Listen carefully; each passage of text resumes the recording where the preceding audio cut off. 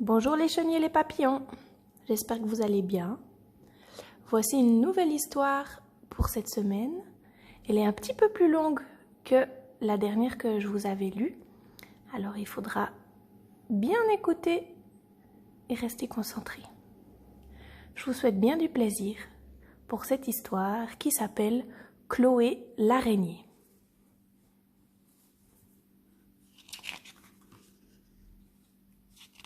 Voici Chloé. Il était une fois une petite araignée noire et velue à souhait, qui s'appelait Chloé. Elle habitait une maison de poupée sous les combles d'une vieille demeure, dans un endroit très sombre et très poussiéreux, où jamais personne n'entrait.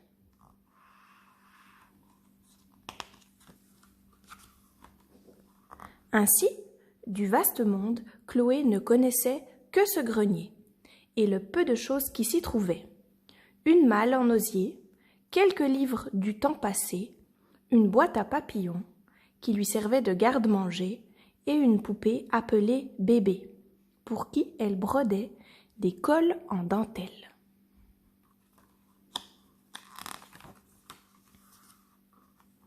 Or, un jour, pendant qu'elle tissait aux fenêtres de sa maison des rideaux de soie, une souris vint à passer.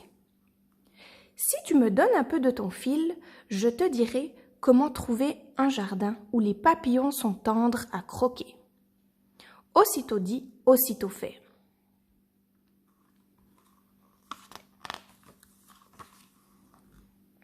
Comme Chloé en avait assez d'habiller le gros bébé, assez de grignoter des ailes de papillon desséchées, elle prit son fil et ses aiguilles, et s'en alla trouver un autre logis.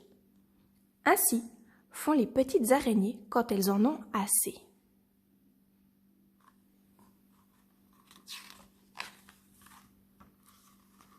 Après un long voyage, elle arriva enfin dans le jardin fleuri. Oh, quel parfum délicieux!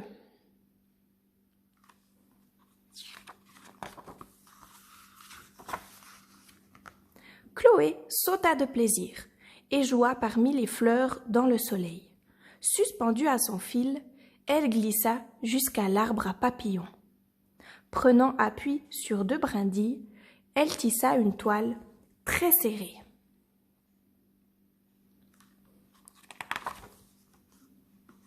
Mais une fois son ouvrage terminé, un furieux coup de vent secoua les arbres du jardin et emporta notre araignée qui poussa un petit cri, moitié de colère, moitié de frayeur.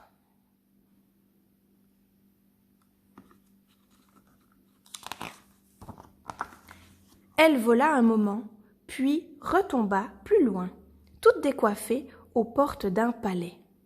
Par le trou de la serrure, elle pénétra dans une salle brillamment éclairée et richement décorée.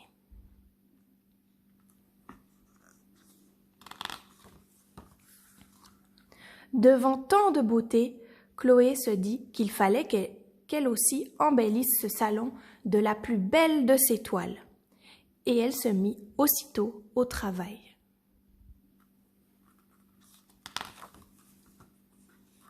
Mais, son ouvrage terminé, quelqu'un cria « Quelle horreur! Enlevez-moi tout de suite cette saleté !» Un méchant coup de balai emporta toile et araignée.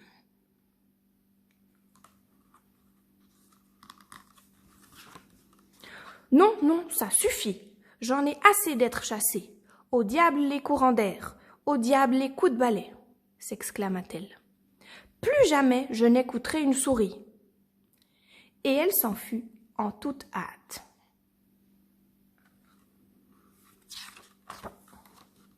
Voilà comment se termine cette histoire. Notre araignée retrouva enfin avec plaisir son grenier poussiéreux, sa maison de poupée et Bébé qui l'attendait. Si vous ne passez pas en courant d'air, un balai à la main, vous pourrez toujours aller voir Chloé. Peut-être tissera-t-elle un petit col pour votre poupée, ou bien un petit nœud pour votre ours. Qui sait?